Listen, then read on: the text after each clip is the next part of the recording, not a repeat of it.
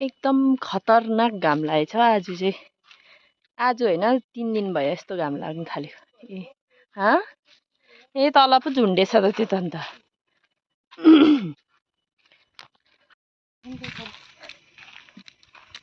आम्मामामामाम लु फर्सीको मुन्टाहरू त यहाँसम्म आइपुगेछ त अन्त। यहाँसम्म आइपुगेछ फर्सीको मुन्टा त। गट्टा पनि रहेछ ऊ यहाँनिर अगाडि हल्लियो भने यो त अब गइहाल्छ। आम्मामामाम लु पुरा सुक्खा भएछ नि त नि तर खै यो चाहिँ हाम्रो टमाटर बारी। ग्रिन हाउसमा हामीले टमाटर रोपेको थियौँ नि त र आज चाहिँ हामी टमाटर टिप्ने छौँ। यस्तो भेट्नु भाँचेर टिप्नु भेट्नुसँगै टिप्यो भने चाहिँ बस्छ नि है।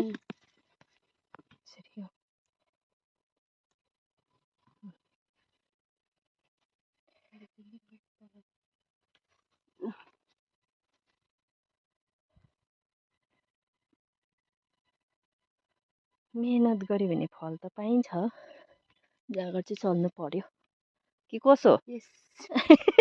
कस्तो अरे yes everything everything everything is possible. Everything is possible if you have जाँगर। ओन्ली जाँगर इज निडेड। साइज पनि देखाइदिइ हालेन टमाटर। जाँगर चाहिँ चाहियो। हेर्नुहोस् होला है जाँगर चाहिँ चाहियो अब होइन। जाँगर न सागर खाने बेलामा आगर भनेको जस्तो मात्रै गऱ्यो भने चाहिँ हुँदैन। जाँगर चलाउनु चाहिँ एकदमै जरुरी भइगयो। साइज त कोही कोही त तर साह्रै मसिनो पनि रहेछ नि त फेरि। कोही चाहिँ यस्तो पनि रहेछ। ठिकै छ नहुनु भन्दा होइन।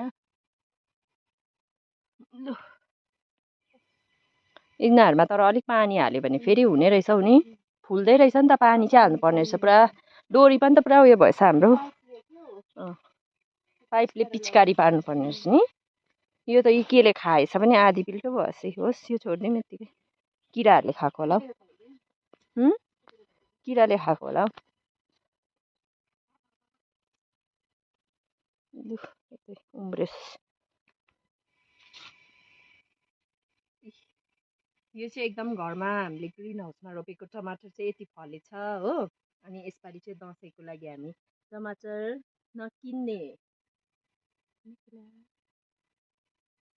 भाइ हेर्नुहोस् होला दसैँमा चाहिँ